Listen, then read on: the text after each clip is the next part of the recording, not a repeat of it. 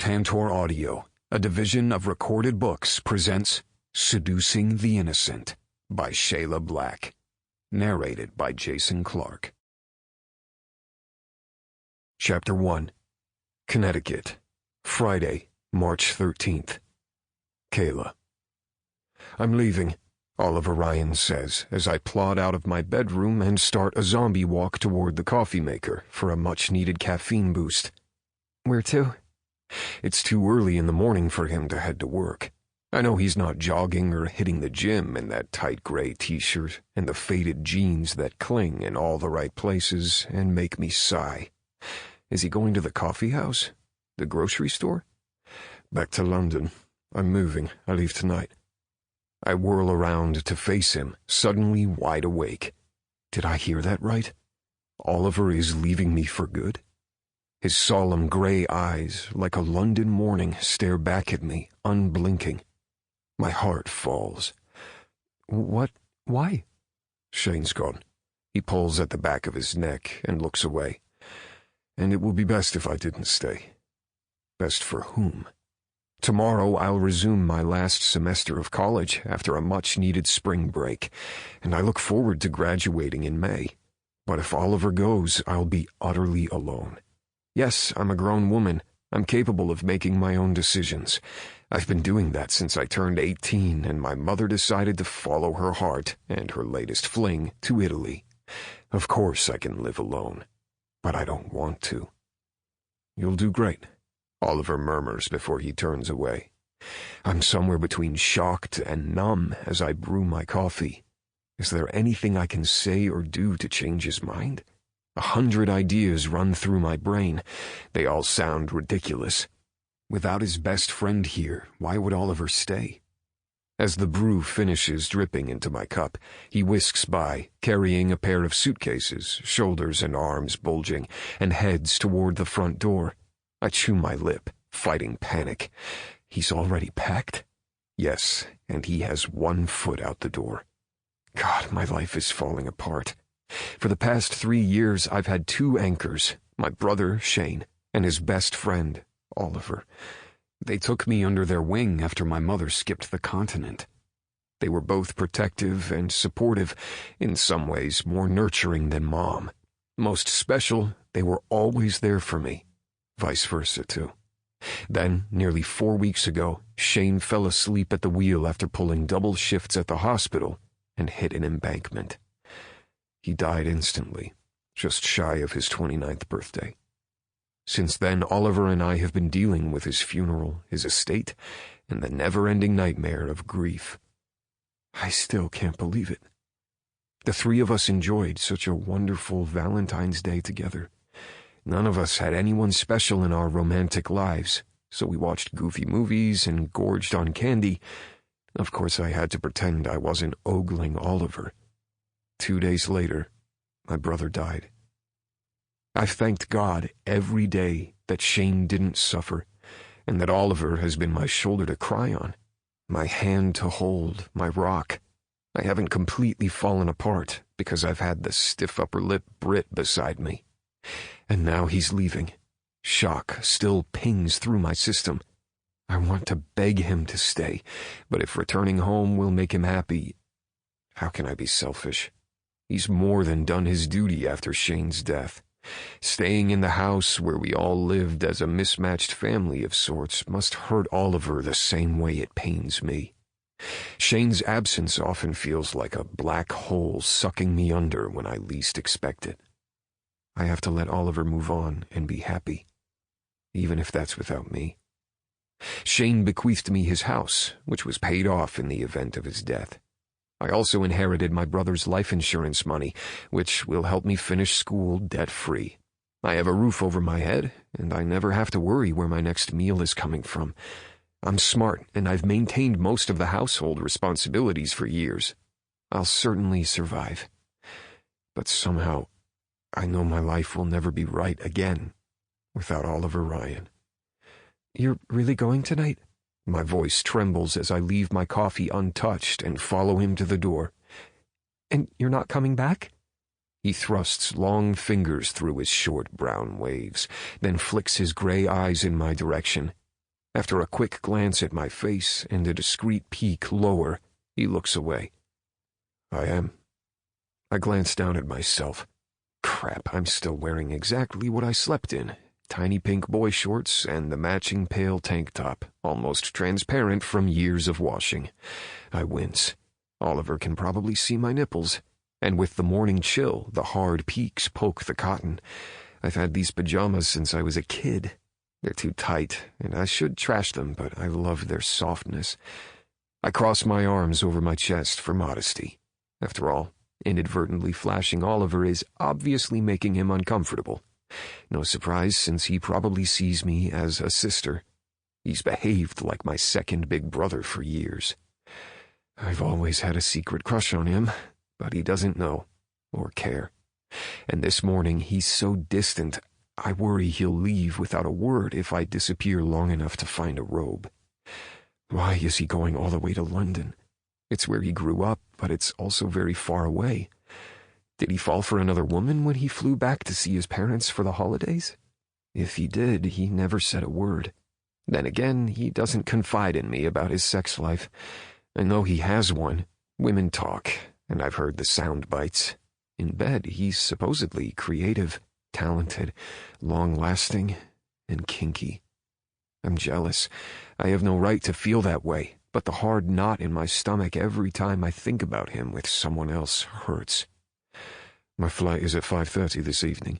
He hazards a glance at me again, then curses under his breath. Sorry.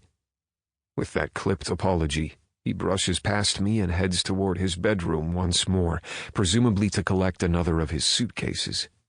As I watch him go, I squeeze my eyes shut and resist the urge to cry. Once he boards that plane, will I see him again? Other than my friend Perry, who's graduating with me before heading back to Phoenix, I'll have no one. Oliver is the person I've relied on most, the one I've always counted on. I know it's not fair, but it feels as if he's abandoning me. Dejected, I slog to the bathroom to brush my teeth and hair. Selfish or not, I scour my head for a plan to make him stay. He's always been happy here. If I put my mind to it, maybe I can find a way for him to be again. Or I could offer to go with him. But something about the way he's behaving feels less like he's leaving to start a new future, and more like he's running away from me. 2 minutes and sparkling white teeth later, I still have no idea what to do. After tearing out my sloppy bun, I quickly swipe a paddle brush through my long hair. The thick curls caress my shoulders, cutting dark swaths over my tank and ending at my waist. Oliver said once that he liked it loose and down. Okay, it's a lame start, but until I can figure out how else to persuade him not to leave the house, job, and people he's enjoyed for the last 3 years, I can try small ways to make him happy. Unfortunately, I only have a handful of hours to think of some big ways, or I'll lose him forever. Oliver. Fuck. I stomp my way back to the kitchen and scrub a hand down my face. My transport to the airport is supposed to pick me up in 4 hours. I've managed, somehow, to keep my hands off my best friend's little sister for the past 3 years. But if she keeps prancing around the house wearing next to nothing with her bloody tempting nipples on display under that fucking transparent tank, I will tear it off her saucy little body, pluck those sweet berries in my mouth, and fuck her senseless. But I can't. The day Shane introduced me to Kayla, he made me promise I would never touch her. I can't dishonor his wishes now. With a curse, I reach for the coffee maker and spot the steaming mug Kayla left behind. I hear her at the back of the house. I should be a friend and take it to her, but I don't think my self-control can handle the view of her half-naked anymore. Restraint only goes so far. Since she hasn't doctored the brew with heaping teaspoons of sugar and that dreadful flavored creamer yet, I lift her messy hair, don't care mug and down a scalding swallow. Caffeine is good. The sting of the burn is better. It takes my mind off her and the way she looked at me as if I'm ripping her heart out. She's driving me utterly mad. On the counter beside the coffee maker, I hear a ding and glance down to see Kayla's phone. I don't intend to pry, but a message from her good friend Perry pops up, asking if she's talked to Justin since last night. Who the devil is Justin? Someone Kayla is dating? Someone she's now shagging? And what happened last night? The phone dings again. Up pops a message from the aforementioned Justin that reads, "You look so fucking hot. Feel like giving me a bite of those, baby?" A bite of what? I shouldn't peek. I know that quite well. But if some deadbeat thinks he's going to hustle Kayla into bed, who will stop fuckwits like him when you're gone? I have no answer, but I'm determined to deal with the situation while I'm still here. Grinding my teeth together, I launch Kayla's messages. I've told her 100 times to put a passcode on her phone. She never has, and now I'm using that to my advantage. I don't bother reading her string of messages with Perry. A university friend is very sweet and would never intentionally lead Kayla into trouble. But whoever this Justin is, he sounds as if he needs a fist in his face. I'm convinced he does the moment I open his message. The photo he sent doesn't merely make me mad. It makes me anxious. It makes me violent. And dear God, it makes me sweat. I don't know what the devil Kayla has been up to or how Justin got this photo, but I intend to find the fuck out. I may nearly be out of strength to guard Kayla's body without defiling it, but no other man will put his hands on her as long as I'm still here. And I intend to make that clear to Kayla. Now. Chapter 2. Kayla. I'm arranging my hair around my shoulders when Oliver stomps down the hall and uses his body to block the doorway, trapping me inside the bathroom. He's seething as he clutches my phone, looking red-faced and infuriated. What's wrong? I've never seen even-tempered Oliver this agitated. Your phone dinged, so I picked it up to bring it to you and got quite a shock. His expression turns hard. What the bloody hell happened last night? Nothing, I croak. Since spring break is almost over, Perry and I went to a party. A party, was it? Yeah, just to get together with some friends and... I frown, trying to remember what happened. I was a little tipsy, and I vaguely remember this game of a mere get-together. What's this, then? He shoves my phone in my face. The image on my screen makes my eyes widen in shock, and a wild flush of embarrassment heat up my face. Shit. It's, a picture of my breasts. Indeed. Your naked breasts. Oliver doesn't seem merely disapproving or disappointed like Shane would have been. Those two were always my watchdogs in the past, keeping players and losers alike at bay. Probably why I'm still a virgin. But Oliver's reaction now is totally different. He's beyond furious. So? I don't love that this picture is probably making the rounds on social media, but I wasn't the only one topless last night. Some wanker named Justin texted this to you. Who the fuck is he? A jackass I can barely tolerate. He keeps trying to hook up with me. I'm not interested. No one. Clearly he's someone since he's seen you half naked, and I haven't. Is Oliver saying he wants to? He rakes his stare over my tank. Did he touch them? No. I shake my head in emphasis. With his stare on my nipples, they're so sensitive that the caress of my hair across them nearly has me gasping. He shoves my phone on the bathroom counter. Did anyone touch them? No. Why does it matter? Oliver ignores my question and clenches his jaw as he gathers my hair in his fists before pushing it behind my shoulders to hang down my back. His gaze fuses to my breasts once more, barely covered by my old tank. My nipples draw up even tighter. There's no way he doesn't notice. I swallow.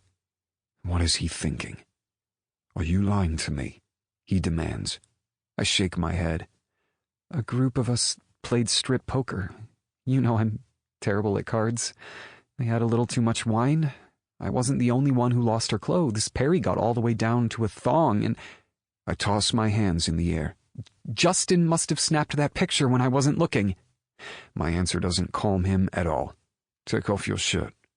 I intend to check you for bruising and whisker burn. What? I rear back. Show Oliver my bare breasts?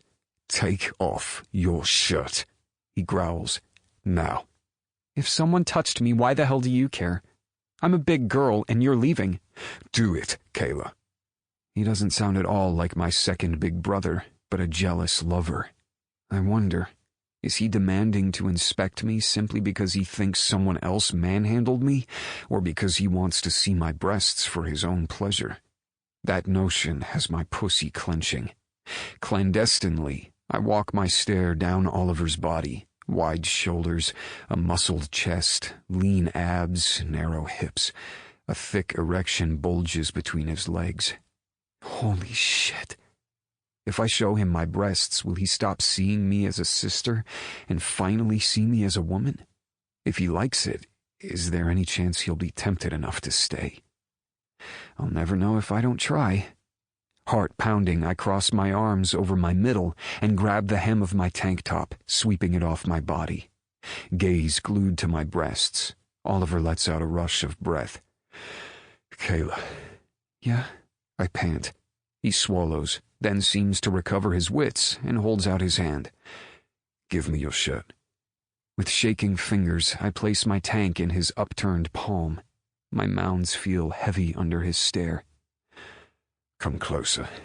His voice shudders. I don't know what he wants, but the longer I keep him occupied, the less time he'll spend packing to leave.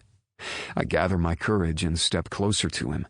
So close I can see every individual hair of the dark morning stubble covering his jaw, and the rapid pulse at his neck. I glance down discreetly through my lashes. His cock is not only still erect, but bigger than before. The sight of him all aroused makes me achy and wet. Am I responsible for that? Then he drops my tank top on the counter beside me and raises his hand. His warm palm cups my right breast. I suck in a breath at the shock of his hot touch.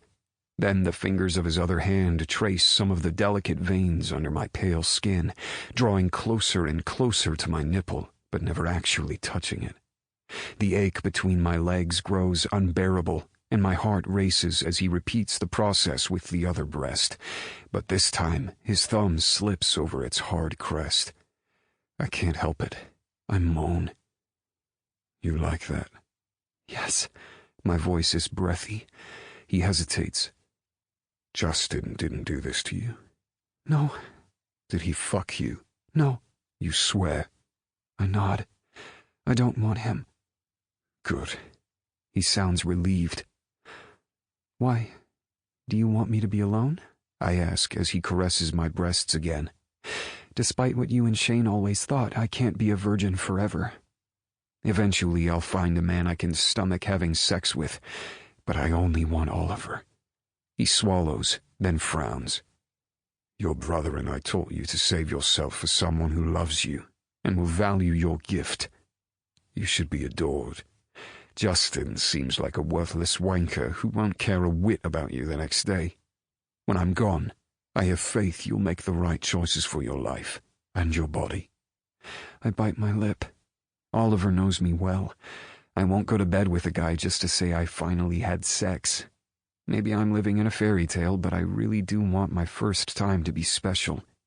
I want to be with someone I love. Like Oliver, who suddenly stares at me as if I fascinate him. He caresses my breasts so tenderly I nearly cry.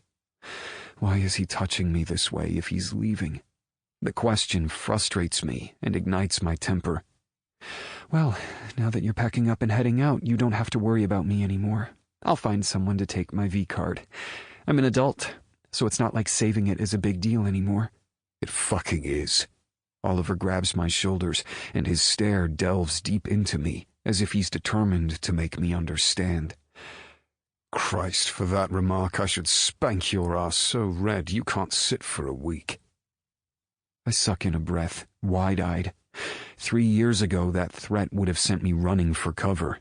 Oliver is the sort of man who means what he says. If he threatens, he follows through. But today, I'm not scared. In fact, I like the idea of his hand on my ass. My pussy clenches again. What else do you want to do to me? I say breathlessly. He feathers his thumb across my sensitive nipples in tandem. My knees buckle. I have to hold on to the counter to stay upright, and when he pinches both tips lightly, tingles zing through my body, slowly melting. I suck in a breath and fight the urge to beg him to touch me more. I force myself to wait for Oliver's answer because, while I know he likes sex, I'm not convinced his erection means he desires me. One of his warm hands leaves my breasts and skates down my waist, settling over my hip to bring me closer. I can smell a hint of toothpaste and coffee on his breath. Have you let any of those tossers you've dated kiss you, Kayla? I swallow. What will he do if I tell him the truth? A few. He scowls as if my answer pains him. Did you like it? I wanted to, but it was all right.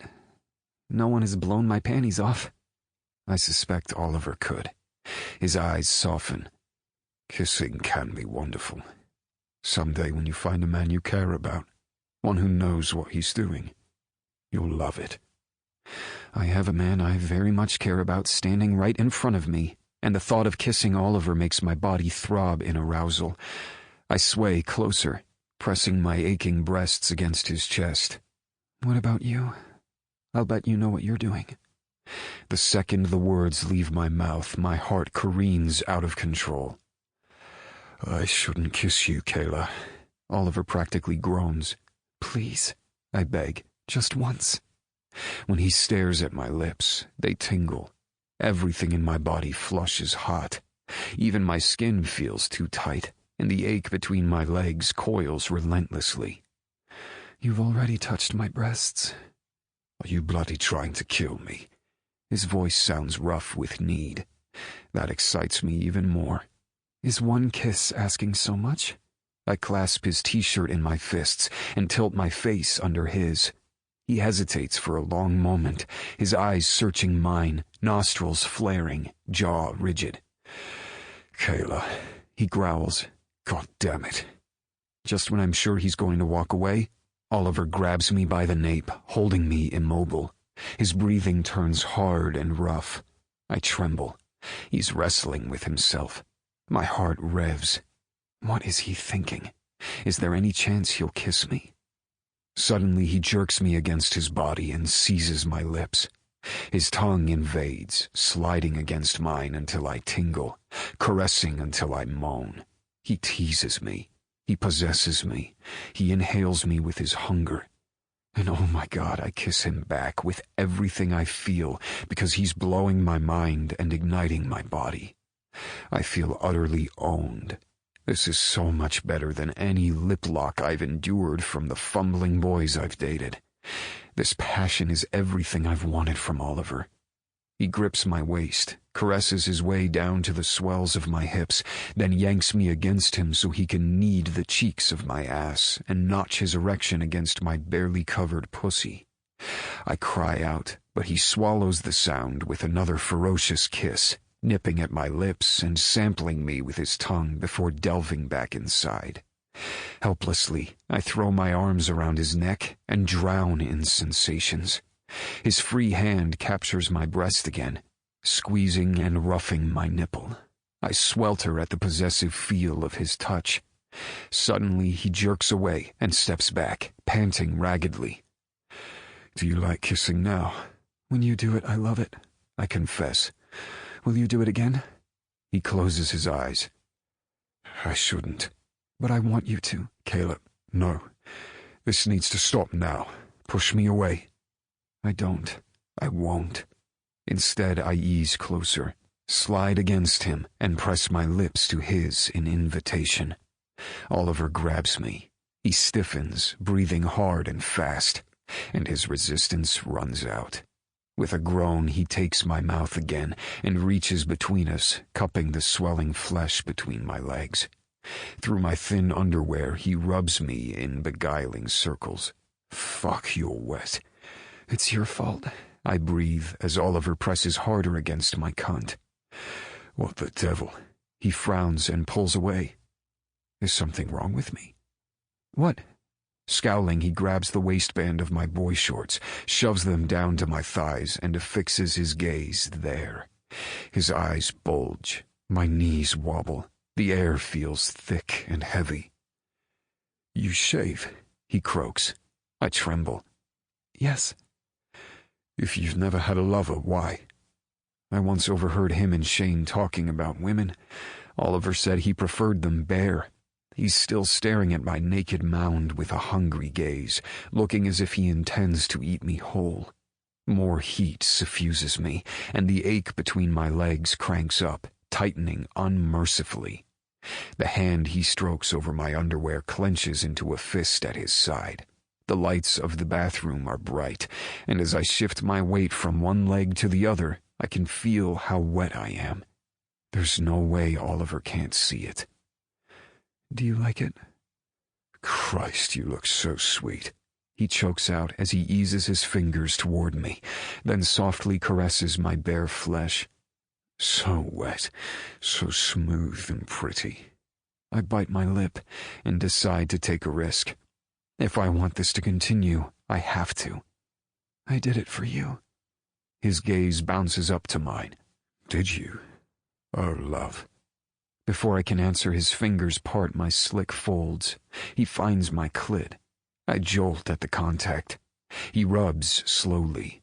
Under his sure touch, I feel as if I'm coming undone, unraveling from the inside out. Unconsciously, I spread my legs wider. "Fuck." He swallows and eases the tips of his fingers into my virginal opening.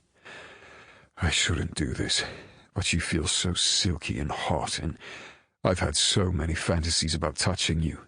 How am I supposed to stay away?" As soon as his words make it past the pleasure reeling through my brain, I gasp and grab onto his arms. "You've wanted me?" As if speaking the question brings him back to his senses, he jerks away. "Why do you bloody think I'm leaving? Shane would have had my balls for desiring you this way." Oliver can't leave because he worries what my brother might have thought. I refuse to let him. I reach out and grab his erection through his jeans. He groans long and low, head tossed back like he's in pain, but his expression fills with pleasure. Oh, wow. His cock is so thick I can barely get my hand around it. And as I start to stroke him like some of my sorority sisters have dished about doing to their boyfriends, I can feel how long and strong he is. I panic a little. The times I've masturbated, I've had trouble getting more than one of my own fingers up there. How will he shove all of this inside me? Will it burn and sting as he batters his way deep? I know my first time will hurt. That worries me. But if I can persuade him to say yes, Oliver will make it good. He cares about me, and I'm willing to do anything to make him stay. Pressing my mouth to his and slipping my tongue inside, I unbuckle his belt and reach for his zipper. He grabs my wrists. "Kayla." "Please, you want me, I want you. We're adults. Shane is gone. Why shouldn't we have each other? And maybe you can stay. We could make it work, even be like a new family." "Oliver." Nothing Kayla said could tempt me more. Shane's little sister is idealistic, I know that. But when it comes to her, so am I. She can't possibly know that my fantasies about her aren't purely sexual, though there are plenty of hot, sweaty, forbidden notions about her running through my head and contributing to my spank bank. But the notion of creating a family with Kayla sends my desire ratcheting to another level. My parents divorced when I was a teenager. Shitty situation. They were both assholes wanting me to take sides. They argued over me, then tried to buy my loyalty. When that didn't work, they each tried to poison me against the other. As soon as I could, I moved to a flat with some friends, but that wasn't far enough to escape them. So, when I finally scraped enough money together, I bought a plane ticket and headed across the pond. I'd known Shane from an online gaming forum for years. He welcomed me with open arms and became the brother I never had. Though things are better with my parents now, I still consider Shane my real family, because he was there for me when it counted. I miss the crazy bastard every day. Kayla is different. No matter how much I willed it, she never felt like a sister to me. The moment I set eyes on her, I wanted her. Sample complete. Ready to continue?